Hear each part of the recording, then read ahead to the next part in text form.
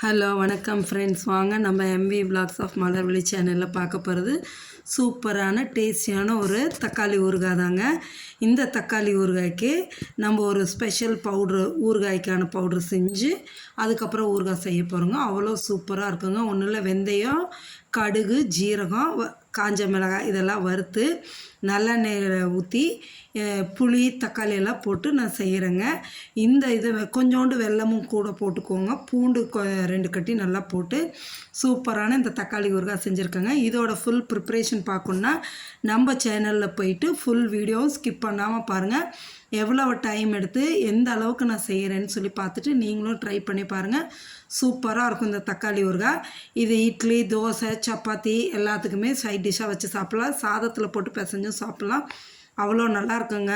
ஒரு தயிர் சாதம் இந்த ஊறுகாய் வச்சு சாப்பிட்டோம்னா சூப்பராக இருக்கும். பாருங்கள், கோலமும் பார்த்துட்டு நம்ம சேனலை சப்ஸ்கிரைப் பண்ணுங்கள். தேங்க்யூ.